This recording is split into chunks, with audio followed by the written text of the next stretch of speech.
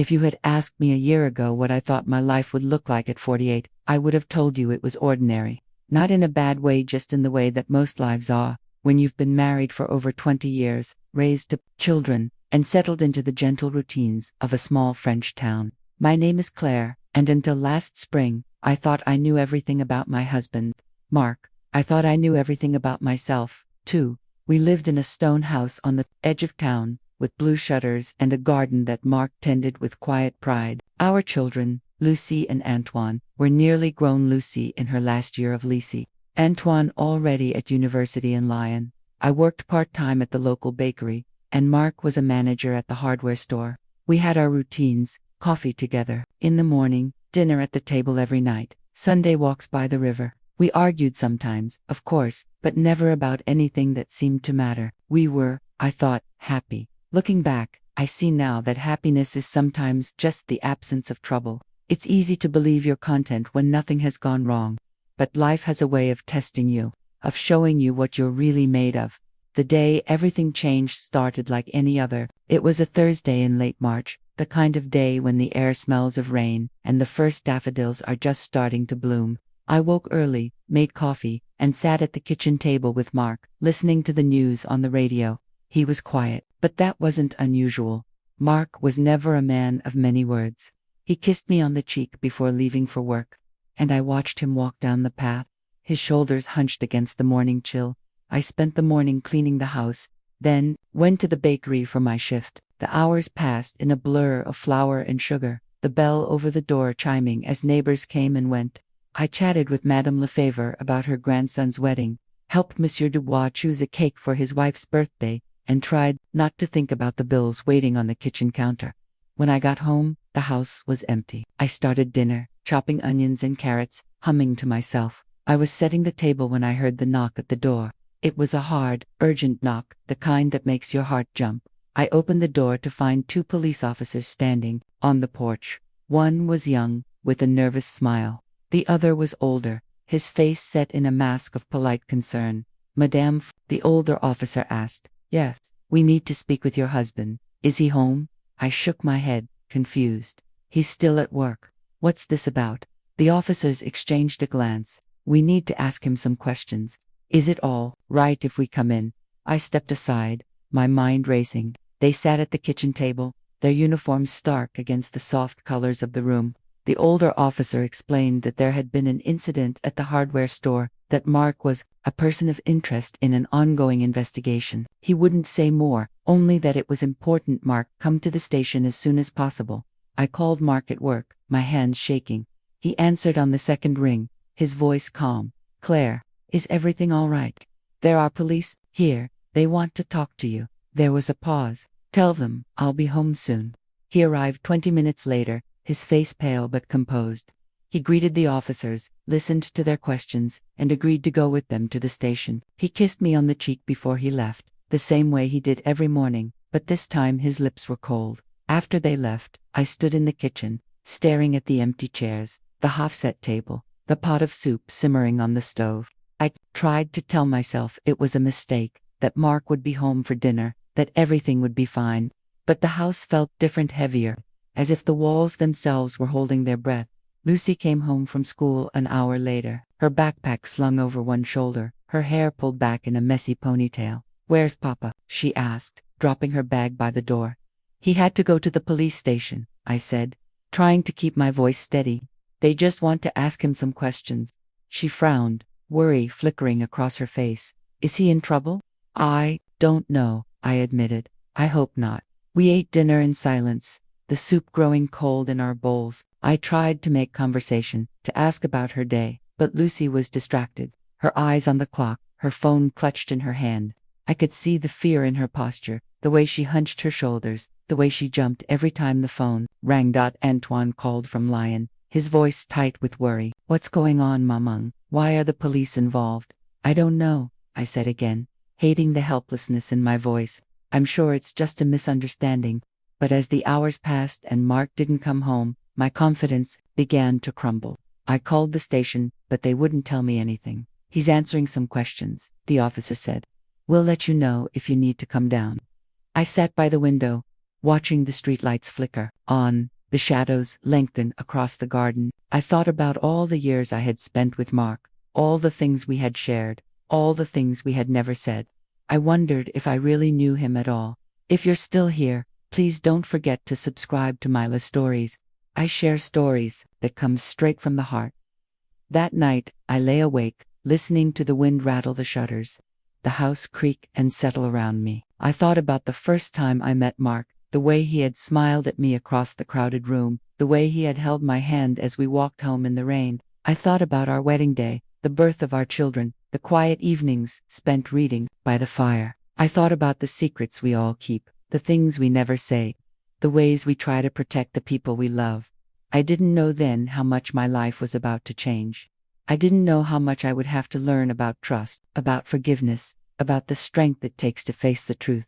But I would learn. Oh, I would learn. The next morning, I woke before dawn, the house still and silent. I lay in bed, staring at the ceiling, listening for the sound of Mark's key in the door, the familiar creak of his footsteps in the hallway. But there was nothing, just the slow tick of the clock and the distant hum of a car passing on the road outside. I got up, made coffee, and sat at the kitchen table, my hands wrapped around the mug for warmth. The events of the previous day felt unreal, like a bad dream I couldn't shake. I kept expecting Mark to walk in, to smile and say it was all a misunderstanding, that he was sorry for worrying me. But the hours passed, and he didn't come home. Lucy came downstairs, her eyes puffy from crying. She sat across from me, silent, picking at a piece of toast she didn't eat. I tried to reassure her, to tell her that everything would be all right, but the words felt hollow. I didn't know what to believe anymore. At 9 o'clock, the phone rang. I jumped, nearly spilling my coffee. It was the police station. The officer on the line was polite but distant. Madame Fournier, your husband is being held for questioning. We recommend you speak with a lawyer. The words hit me like a blow. A lawyer? Why? What's happening? I can't discuss the details, madame, but it's important you seek legal counsel. I hung up, my hands shaking. Lucy watched me, her face pale. What did they say? I tried to smile, to be strong. For her, they just want us to talk to a lawyer. I'm sure it's nothing, but I could see the fear in her eyes, the way she clutched her phone, texting Antoine, her fingers flying over the screen. I called Mark's brother Felipe, who lived in the next town. He was a lawyer, though not the kind who dealt with criminal cases. Still, he promised to come right away. Don't talk to anyone until I get there, he said. We'll figure this out. The hours crawled by. I tried to keep busy cleaning the kitchen, folding laundry, watering the plants, but my mind kept circling back to Mark. What could he possibly have done? He was the most honest man I knew, careful to a fault, always double-checking receipts and locking the doors at night. I couldn't imagine him breaking the law, not even by accident. Felipe arrived just after noon, his face grim. He hugged me, then sat at the table, pulling out a notepad. Tell me everything, he said. I recounted the events of the previous day, the police at the door, the questions, Mark's calm acceptance, his promise to come home soon. Felipe listened, taking notes, his brow furrowed. I'll go to the station, he said when I finished. You stay here. I'll call as soon as I know anything. Lucy and I sat in silence after he left, the house feeling emptier than ever. I tried to distract her, suggesting we bake a cake or watch a movie, but she shook her head, retreating to her room. I heard her crying through the door, but I didn't know how to comfort her. I felt helpless, useless, a mother who couldn't protect her child from the world. If you're still here, please don't forget to subscribe to Myla Stories. I share stories that come straight from the heart. The afternoon dragged on. I called Antoine in Lyon, trying to sound calm. He was furious, demanding answers I didn't have. What are they accusing him of, Maman? This is insane. I don't know, I said, my voice breaking. Felipe is at the station now. He'll call soon. I spent the rest of the day pacing the house, jumping every time the phone rang. Friends and neighbors called, some offering support, others fishing for gossip. I kept my answers vague, not wanting to feed the rumor mill. It's just a misunderstanding, I said over and over, hoping it was true. Finally, just after 6, Felipe called. His voice was tired, but steady. Claire, they're holding Mark on suspicion of embezzlement. There's been a discrepancy in the accounts at the hardware store. They think he took money. I felt the blood drain from my face. Embezzlement. That's impossible. Mark would never. I know, Felipe said gently. But they have evidence, bank transfers, missing funds. They're going to keep him overnight. I sat down hard, the room spinning. What do we do? I'll handle the legal side. You need to stay calm. Take care of the children. Don't talk to anyone about the details. We'll get through this. After we hung up, I sat at the kitchen table, staring at the phone. Embezzlement. The word sounded foreign, ugly, like something from a crime novel. I tried to picture Mark stealing money, falsifying records, lying to his boss. It was impossible. He was careful, honest, almost to a fault. He hated debt, kept every receipt, balanced the checkbook every month. Lucy came downstairs, her face streaked with tears. What did Uncle Felipe say? I hesitated, not wanting to scare her, but knowing I couldn't lie. They think Papa took money from the store. But I know he didn't. We just have to be patient. She nodded, but I could see the doubt in her eyes. I wondered if she believed me, or if she was starting to question everything she thought she knew. That night I lay awake, replaying every moment of the past few weeks. Had Mark seemed different? Had he been worried, distracted, secretive? I remembered the way he had been quiet at breakfast, the way he had hugged me a little tighter before leaving for work. I wondered if I had missed something, if I had been too busy with my own worries to notice his dot. The next morning, Felipe called again. They're charging him, Claire. He'll be arraigned this afternoon. I'll be there with him. I felt numb, moving through the day in a daze. I called Antoine, told him to stay in Lyon, that there was nothing he could do. I tried to keep Lucy calm, but she was angry, lashing out at me, at the world. How could this happen? Why didn't you see it coming? I had no answers. I felt like I was failing everyone, Mark, the children, myself. The news spread quickly. By noon, the whole town knew. People stopped me in the street, their faces a mix of sympathy and curiosity. Some offered kind words, others whispered behind my back. I felt exposed, judged, as if Mark's arrest was a reflection on me, on our family, on everything we had built. I tried to hold my head high, to act as if nothing had changed, but inside, I was falling apart. If you're still here, please don't forget to subscribe to Myla Stories. I share stories that come straight from the heart. That evening, after Lucy had gone to bed, I sat alone in the living room, staring at the family photos on the mantel. I thought about the life we had built, the years of hard work, the quiet happiness I had taken for granted. I wondered if it was all a lie, if I had ever really known the man I married. I didn't know then how much more I would have to learn, how many secrets were still hidden, how much strength it would take to face the truth. But I would learn. Oh, I would learn. The days after Mark's arrest passed in a blur of confusion and dread. I moved through the house as if in a dream, every sound and color dulled by the weight of fear. The kitchen, once the heart of our home, felt cold and empty. The garden, which Mark had always tended with such care, seemed to wilt overnight. Even the air in the house felt different, heavier, as if it too was waiting for answers. The news spread through town faster than I could have imagined. By the time I went to the bakery for my shift the next morning, everyone seemed to know. Madame Lefebvre, who had always greeted me with a smile, looked away as I entered. Monsieur Dubois, usually so chatty, mumbled a quick hello and hurried out the door. I could feel the eyes on me, the whispers that followed me from the counter to the back room. I tried to keep my head high, to act as if nothing had changed, but inside, I was falling apart. Every time the bell over the door chimed, my heart jumped, afraid it would be another neighbor with questions I couldn't answer.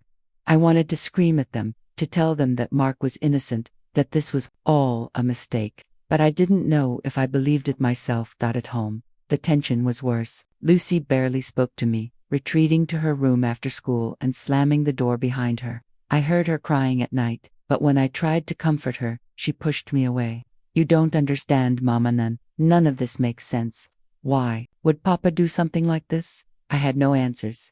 I tried to reassure her, to tell her that everything would be all right, but the words felt empty. I didn't know what to believe anymore. Antoine called every evening from Lyon, his voice tight with worry and anger. Have you heard anything? What are the lawyers saying? Is Papa coming home? I tried to keep him calm, to tell him that Felipe was doing everything he could, but I could hear the frustration in his voice. I should come home, he said more than once. You shouldn't have to deal with this alone. But I told him to stay. There's nothing you can do here, Antoine. Focus on your studies. We'll get through this. The hardest part was the waiting. Every day, I called Felipe for updates. Every day, he told me the same thing. They're still investigating. Mark is holding up. He says he's innocent, but the evidence was piling up: bank records, missing funds, witness statements. The police were convinced Mark had embezzled thousands of euros from the hardware store over the past year. I tried to remember every detail of the past months, searching for anything that might explain what was happening. Had Mark seemed different? Had he been worried about money? I remembered the way he had been quiet at breakfast, the way he had stayed late at work, the way he had hugged me a little tighter before leaving the house. I wondered if I had missed something, if I had been too busy with my own worries to notice his. The community's reaction was swift and unforgiving. Friends who had once invited us for dinner stopped calling. Neighbors who had always waved from their gardens now looked away. Even at church, I felt the weight of their judgment.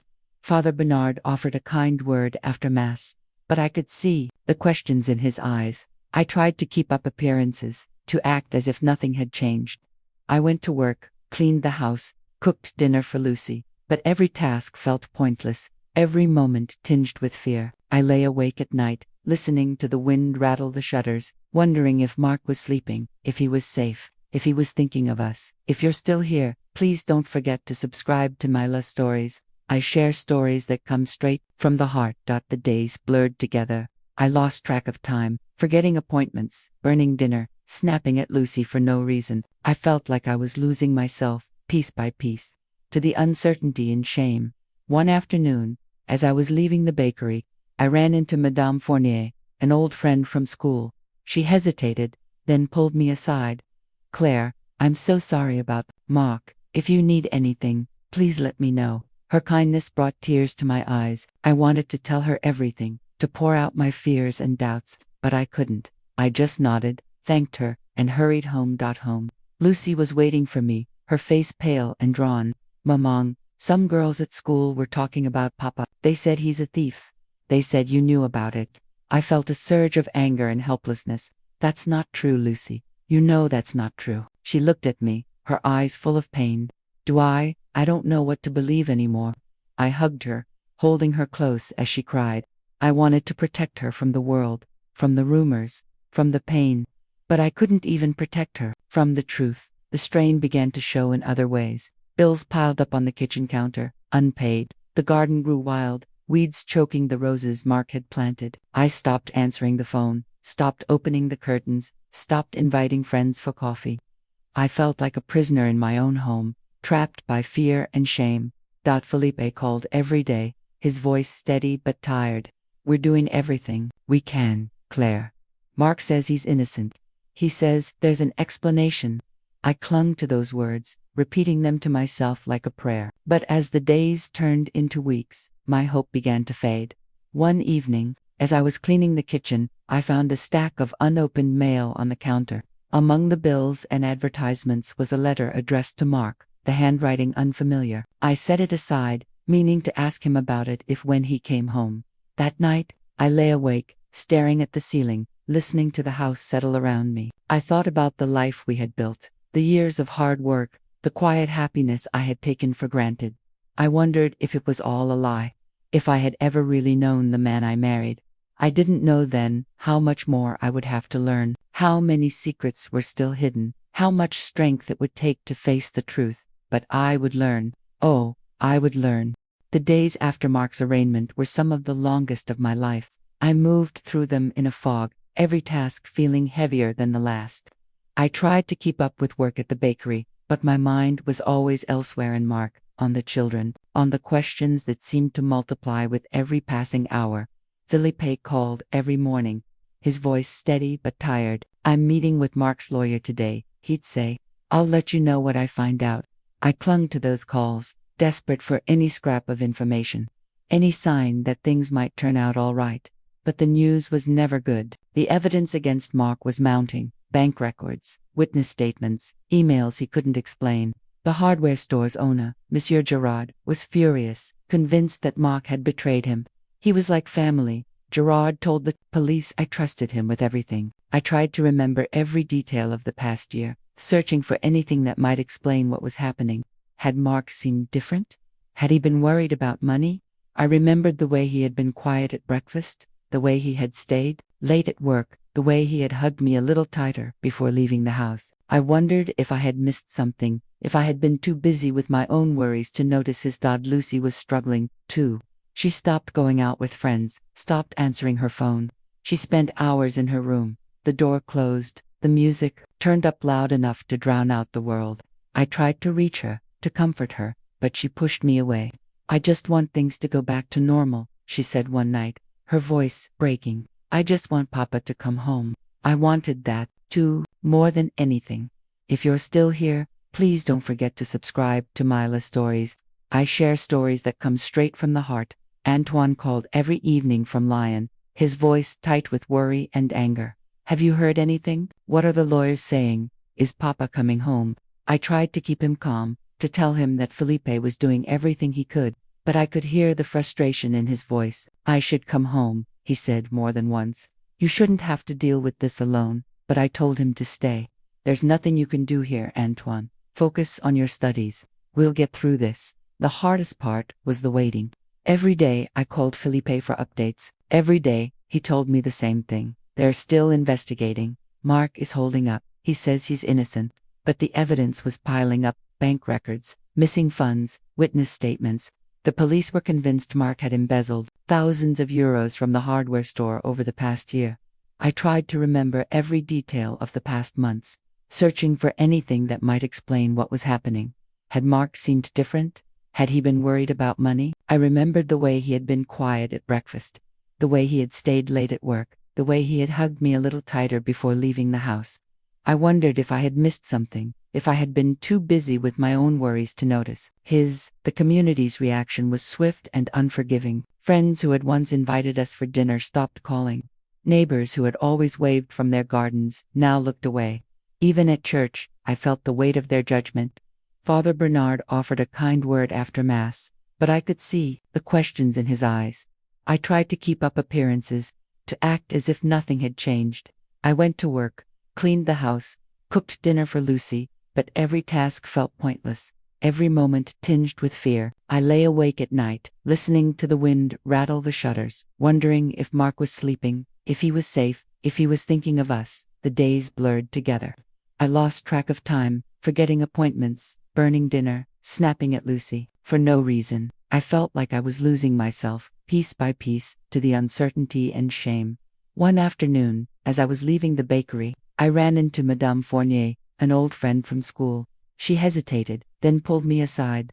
"Claire, I'm so sorry about Mark. If you need anything, please let me know."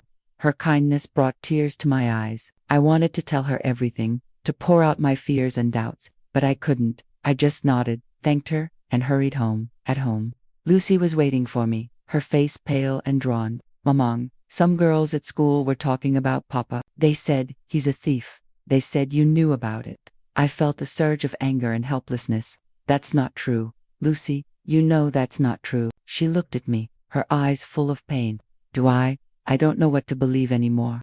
I hugged her, holding her close as she cried. I wanted to protect her from the world, from the rumors, from the pain, but I couldn't even protect her from the truth. The strain began to show in other ways. Bills piled up on the kitchen counter, unpaid. The garden grew wild, weeds choking the roses Mark had planted. I stopped answering the phone, stopped opening the curtains, stopped inviting friends for coffee. I felt like a prisoner in my own home, trapped by fear and shame. Felipe called every day, his voice steady but tired. "We're doing everything we can, Claire. Mark says he's innocent. He says there's an explanation." I clung to those words, repeating them to myself like a prayer. But as the days turned into weeks, my hope began to fade. One evening, as I was cleaning the kitchen, I found a stack of unopened mail on the counter.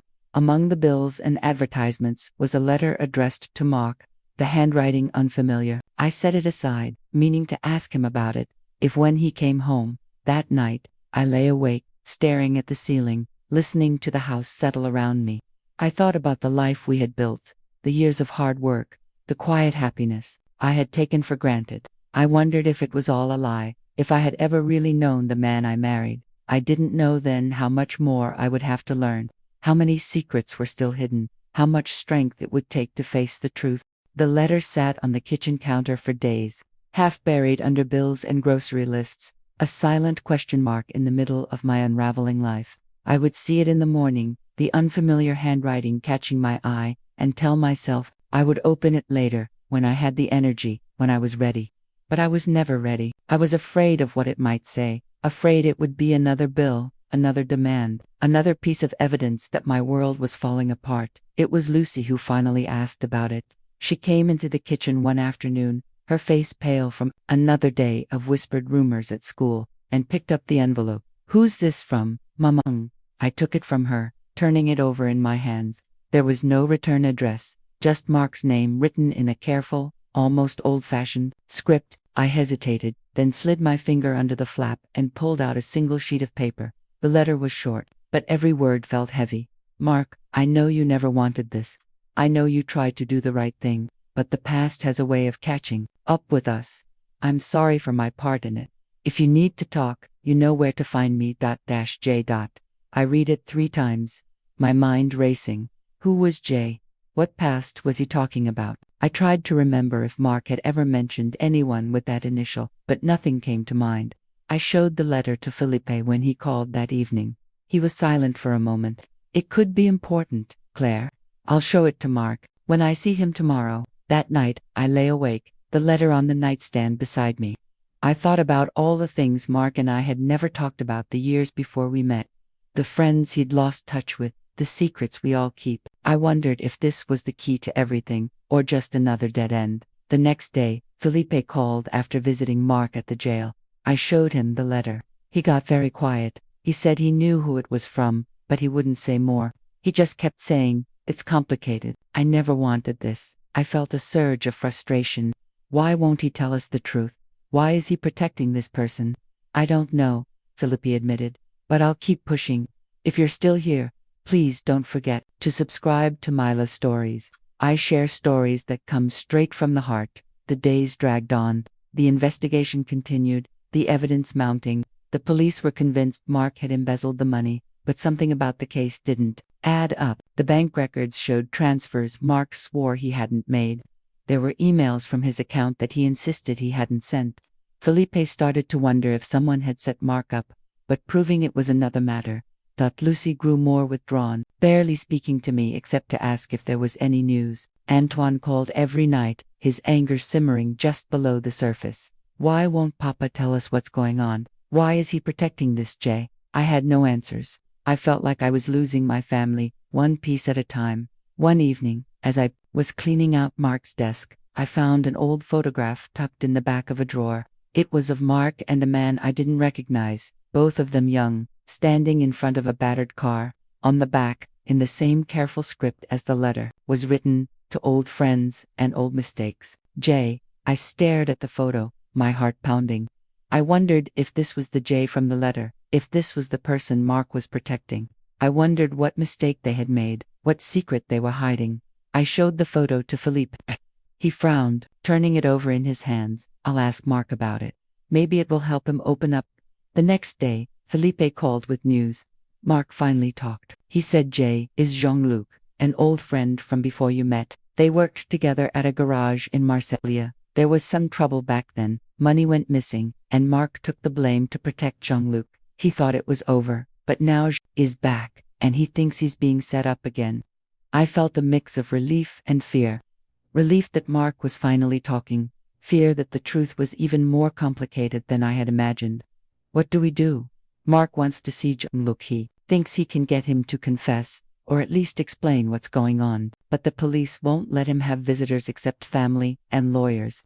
I sat down hard, the weight of it all pressing on my chest. "Do you believe him, Felipe?" He was quiet for a moment. "I want to, but we need proof. I'll see what I can find." That night, I wrote Mark a letter. I told him I loved him, that I believed in him, that I needed him to tell me everything. I slipped the photo and the letter from Jay into the envelope, hoping it would help him find the courage to tell the truth. The next morning, I mailed the letter, my hands shaking. I felt like I was sending a piece of myself into the unknown, hoping for an answer, hoping for a way back to the life we had lost. If you're still here, please don't forget to subscribe to Myla Stories. I share stories that come straight from the heart. The days that followed were some of the hardest yet. The police called again, asking more questions, pressing for details about Mark's past. I tried to answer, but I realized how little I really knew. I wondered if anyone ever truly knows the people they love. Lucy came to me one night, her eyes red from crying. "Mamung, do you think Papa is guilty?" I hugged her, holding her close. "I don't know, Lucy, but I know he loves us. I know he's trying to protect us." She nodded, but I could see the doubt in her eyes. I didn't know then how much more I would have to learn, how many secrets were still hidden, how much strength it would take to face the truth. The days after I mailed Mark the letter and the old photograph were a strange mix of hope and dread. I waited for news, for a sign that something was shifting, that the truth was finally coming to light. Every time the phone rang, my heart leaped. Every time it was just a telemarketer or a neighbor with more questions, I felt the hope drain out of me a little more. Lucy watched me with wary eyes, as if she was afraid I might break. She was quieter than ever, spending hours in her room, her schoolwork forgotten. I tried to reach her, to draw her out, but she only shook her head. "I just want Papa to come home," she whispered one night, her voice so small I almost didn't hear it. I wanted that too. More than anything. Felipe called every day, his voice growing more tired with each update. "Mark is holding up," he said. "He's grateful for your letter. He says the photo brought back a lot of memories." But there was no breakthrough, no confession from Jean-Luc, no new evidence to clear Mark's name. I started to have dreams about Mark's past, dreams that felt so real. I would wake up with my heart pounding, convinced I had missed something important. In one dream, I saw Mark as a young man, standing in a garage with Jean-Luc, both of them laughing, their hands covered in grease. In another, I saw Mark alone, staring at a pile of money on a desk, his face twisted with guilt and fear. I tried to remember what Mark had told me about his life before we met. He had always been quiet about those years, saying only that he had worked in Marseille, that he had made some mistakes, that he was grateful for a fresh start. I had never pressed him for details. I thought everyone deserved a chance to leave the past behind. But now, I wondered if I had been wrong, if I had loved him so much I had blinded myself to the truth. One afternoon, as I was cleaning out a drawer in Mark's desk, I found another letter, this one much older. The paper was yellowed, the ink faded, but the handwriting was unmistakable Jean-Luc's. I unfolded it with trembling hands. "Mark, I know you took the fall from me. I'll never forget it. If you ever need anything, you know where to find me. I owe you my life. I sat down hard, the letter shaking in my hands. I read it over and over, trying to make sense of it. Mark had taken the blame for something Jean-Luc had done. But what and why was it coming back to haunt us now? I called Felipe and read him the letter. He was silent for a long moment. "This could be important, Claire. If we can prove Mark was set up before, maybe we can convince the police to look at Jean-Luc." "But how?" I asked, my voice breaking. "Jean-Luc is a ghost. We don't even know where he is." "I'll talk to Mark. Maybe he remembers something, an address, a phone number, anything." That night, I sat at the kitchen table, staring at the 2 letters from Jean-Luc, the old photograph, and a growing sense of dread. I thought about all the years Mark and I had spent together, all the things we had shared, all the things we had never said. I wondered if I had ever really known him at all. I remembered the early days of our marriage, when Mark would wake in the night, sweating and shaking, haunted by dreams he wouldn't talk about. I remembered the way he would flinch at loud noises, the way he would go quiet when certain songs came on the radio. I had always thought it was just stress, just the weight of responsibility. But now, I wondered if it was something more. I tried to talk to Lucy about it, but she only shook her head. "I don't want to know, Mama Neil. I just want things to go back to the way they were." I wished for that too, but I knew it was impossible. The next day, Felipe called with news. "Mark remembered an old address for Jean-Luc, a garage in Marseille. I've given it to the police. They're going to check it out." For the first time in weeks, I felt a flicker of hope. Maybe, just maybe, the truth was finally within reach. That night, I dreamed of Mark again. This time, he was standing in the garden, his hands full of roses, his face peaceful. He smiled at me, and I woke with tears on my cheeks. The days that followed were a blur of waiting and worry. The police called to say they had found Jean-Luc, that he was willing to talk.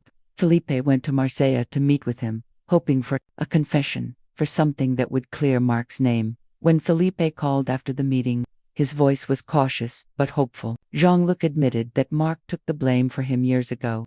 He says he's willing to testify, to tell the police what really happened.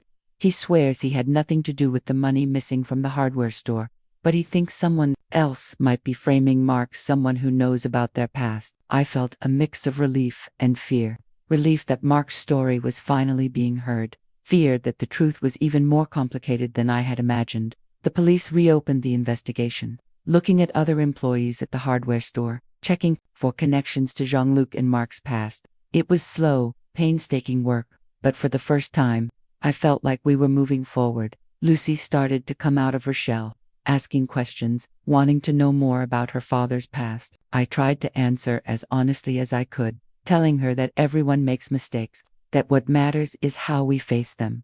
Antoine came home from Lyon for a weekend, his anger softened by the hope that things might finally be changing. We sat together in the garden, talking late into the night, sharing memories, fears, and dreams for the future.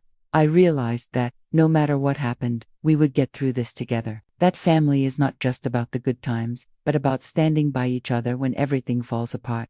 I didn't know then how much more we would have to face, how many more secrets were still hidden, how much strength it would take to see this through.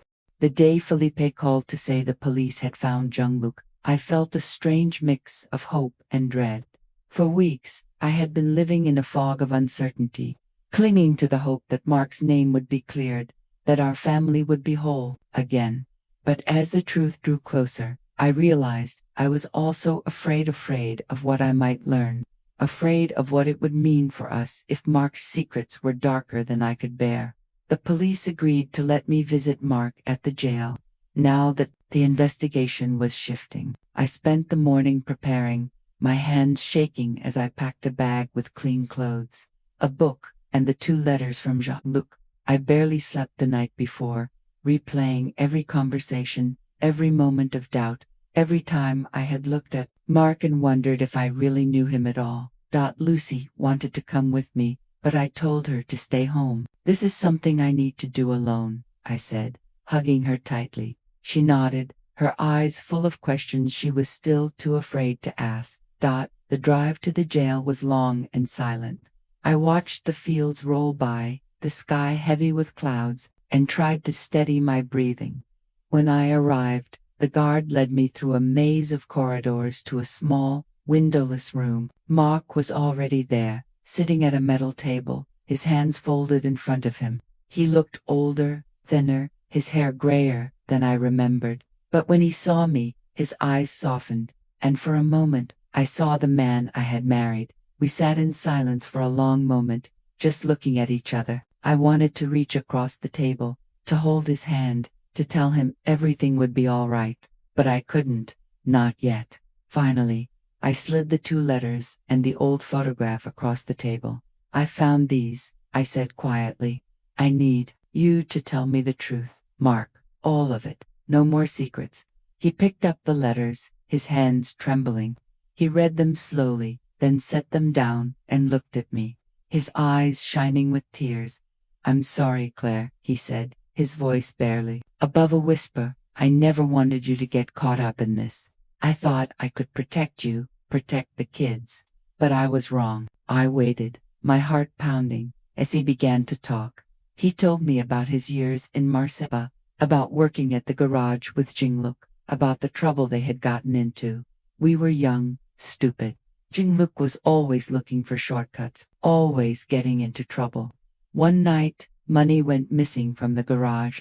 I knew he'd taken it, but I couldn't prove it. The owner was going to call the police, and Jean-Luc begged me to take the blame. He said he'd pay me back, that he'd make it right. I was scared, Claire. I didn't want to go to jail, but I didn't want to lose my friend, so I lied. I said it was me. He paused, wiping his eyes. I lost my job, had to leave Marseille. I thought I could start over.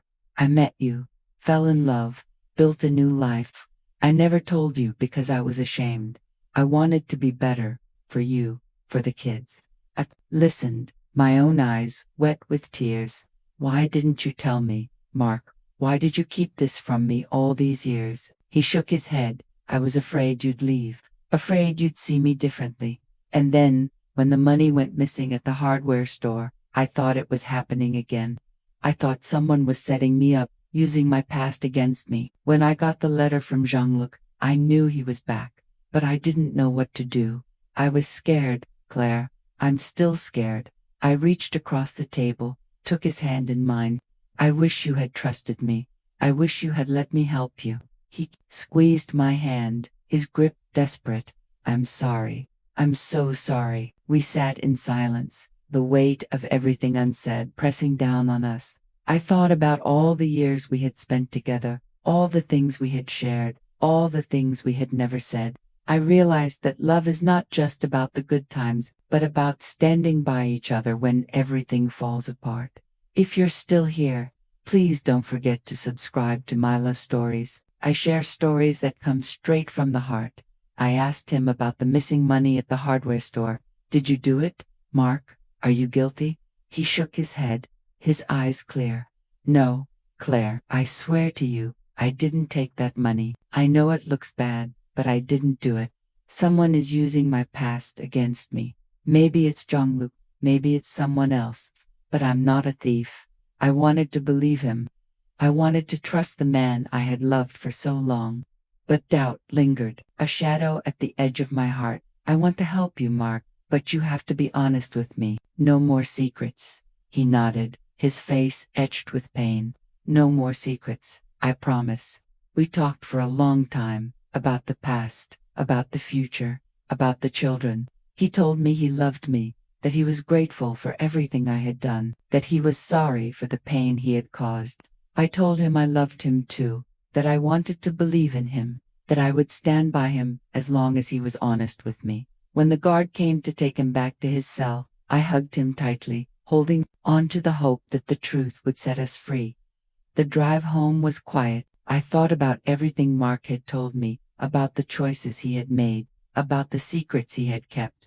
I realized that forgiveness is not a single act, but a process of slow, steady letting go of anger and disappointment, a willingness to see each other as flawed, complicated, and deeply human. At home, I told Lucy and Antoine what Mark had said. They listened in silence, their faces pale and drawn. Lucy cried. Antoine paced the kitchen, his fists clenched. Do you believe him, Maman? Lucy asked. I nodded, my voice steady. I want to. I think I do. But we have to wait for the truth to come out. We spent the evening together, talking, crying, holding each other close.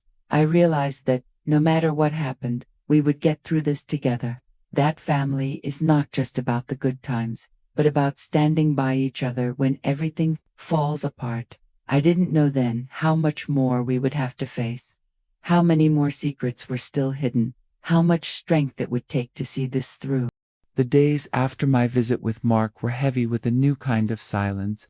It wasn't the silence of fear or shame anymore, but the silence that comes when a family is holding its breath, waiting for the world to shift. I found myself listening for every sound: Lucy's footsteps in the hallway, the kettle whistling, the phone ringing with news that might change everything. Mark's confession about his past with Jean-Luc had shaken me, but it had also brought a strange relief.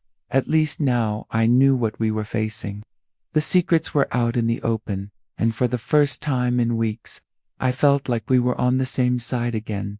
Lucy and Antoine were quieter, but I could see them watching me, waiting to see how I would react. One evening, after dinner, Lucy sat down beside me on the sofa, her knees pulled up to her chest.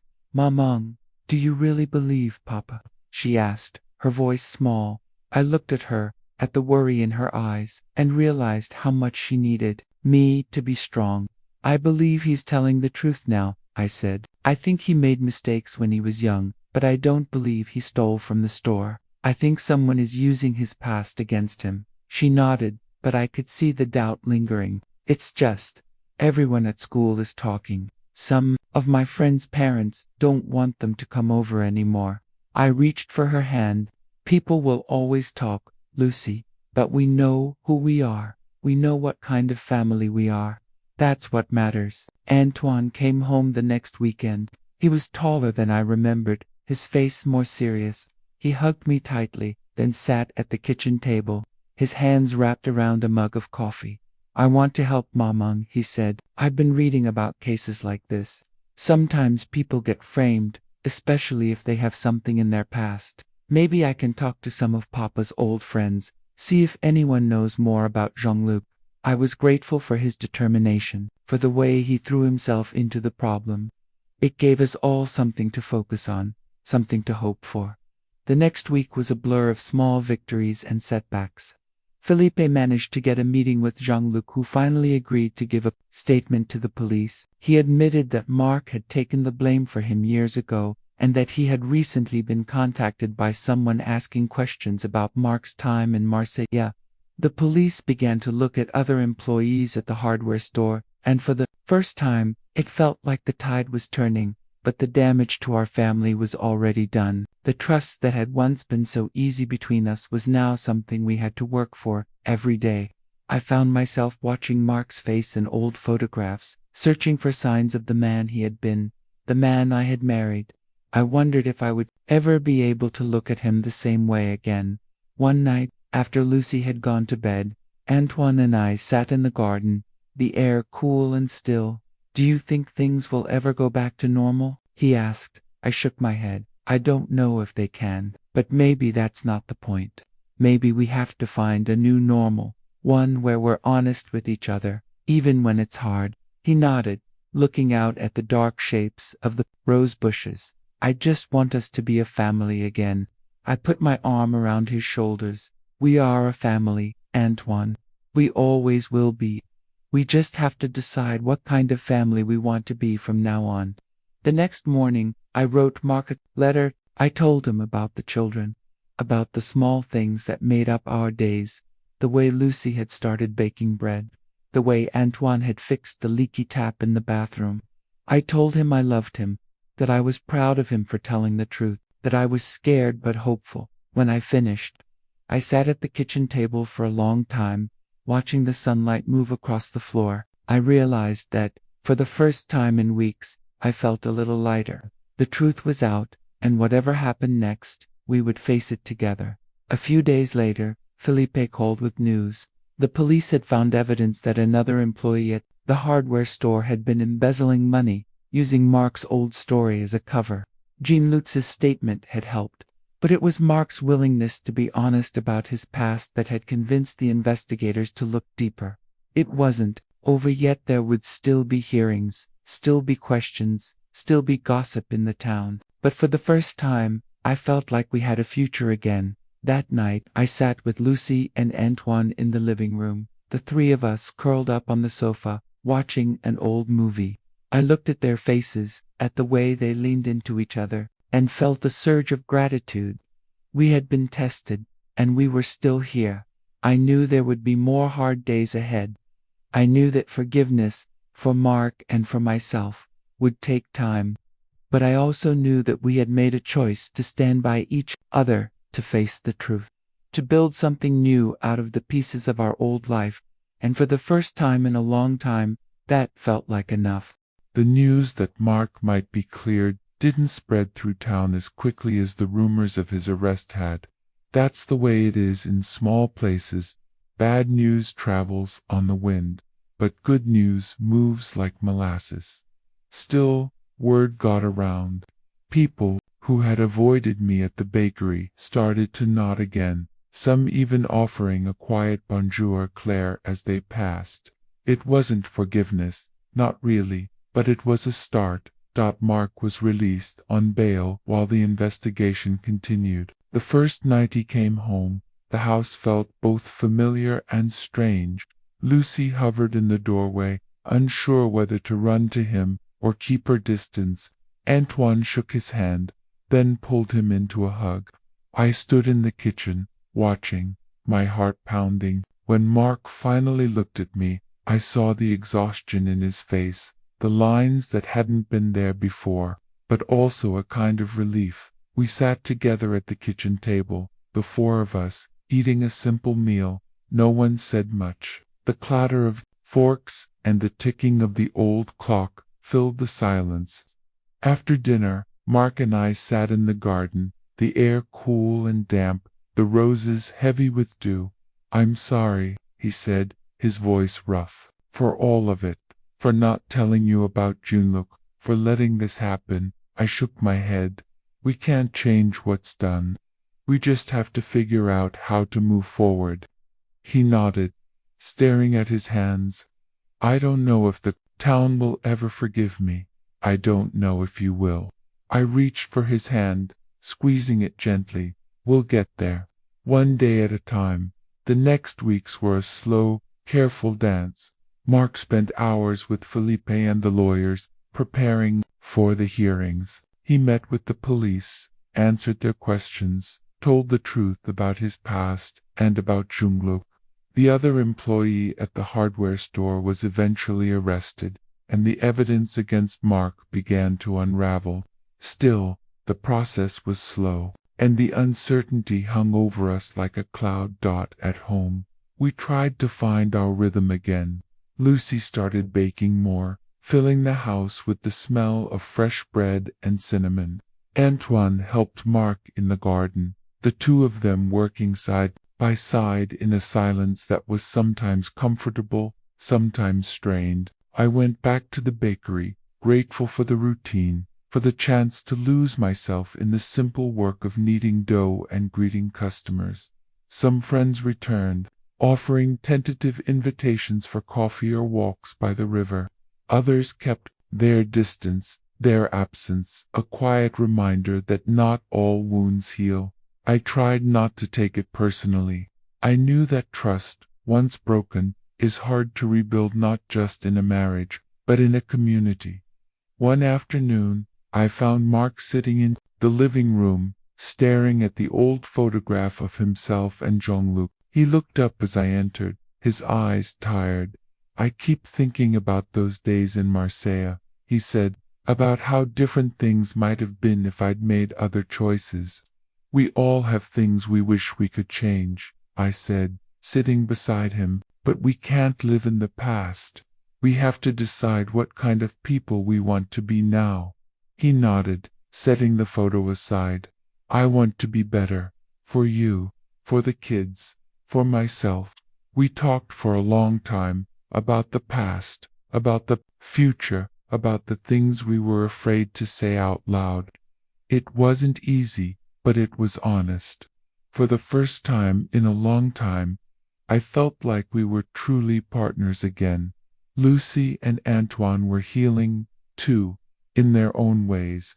Lucy started seeing a counselor at school, talking through her fears and anger. Antoine threw himself into his studies, but he called home more often, checking in, making sure we were all right.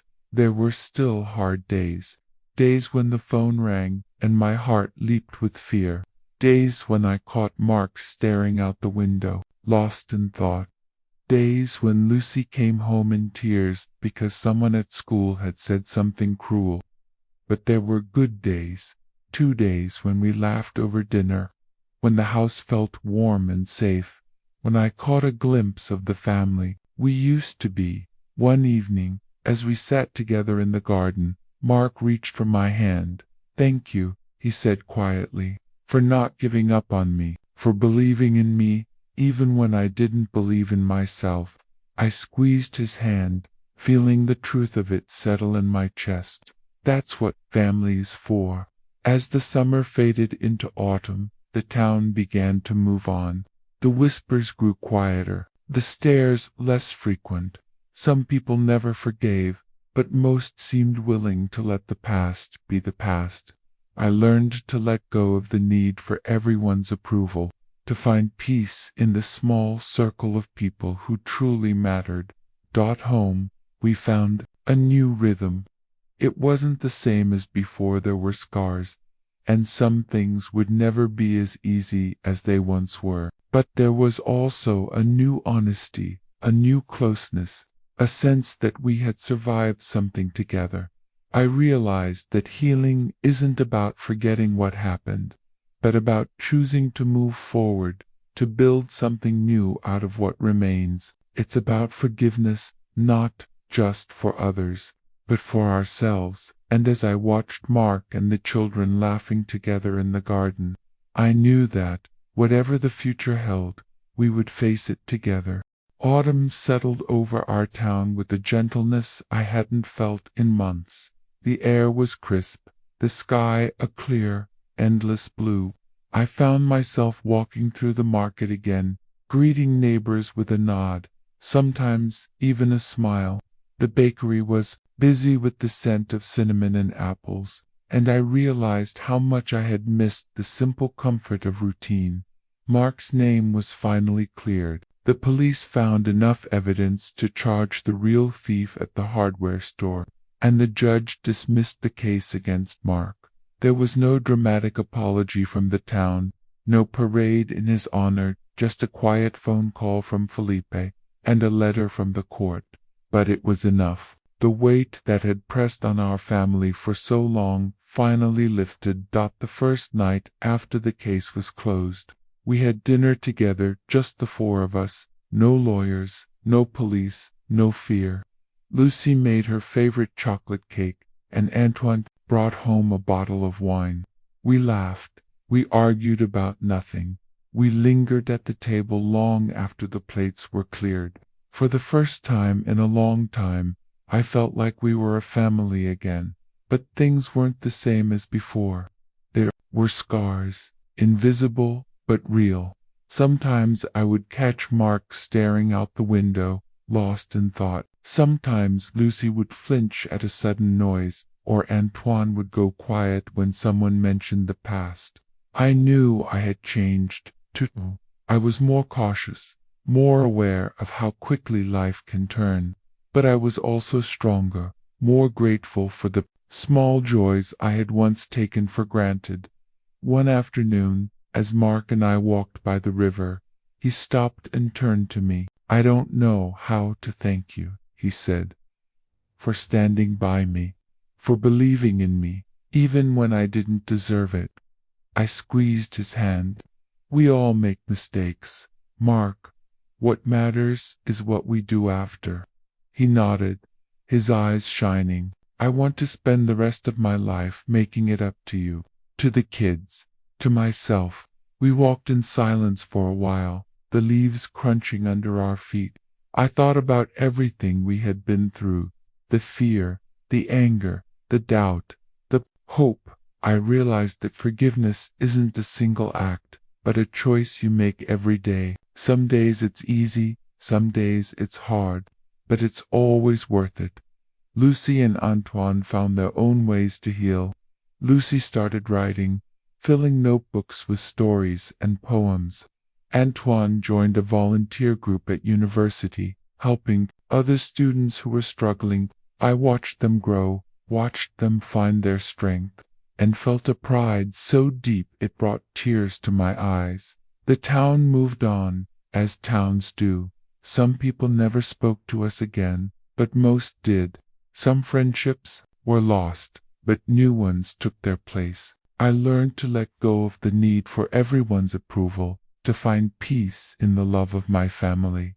One evening, as we sat together in the garden, Mark handed me a letter. "I wrote this for you," he said, his voice soft. I opened it, my hands trembling. "Claire, thank you for loving me when I was at my lowest. Thank you for believing in me when I couldn't believe in myself. I know I can never erase the pain I caused, but I promise to spend the rest of my life making it up to you. You are my home, my heart, my hope, love." Marcy looked at him, tears in my eyes, and realized that this was what forgiveness looked like. Not forgetting, not pretending nothing had happened, but choosing to love anyway. As the days grew shorter and the nights grew colder, I found myself looking forward to the future. I knew there would be hard days, that the past would never fully disappear. But I also knew that we had survived, that we had found our way back to each other, that we were stronger for it. If there's one thing I've learned, it's that life is never as simple as we want it to be. People make mistakes. Secrets come to light. Hearts break and heal and break. again. But if you hold on, if you choose love, even when it's hard, you can find your way home. Thank you for listening to my story.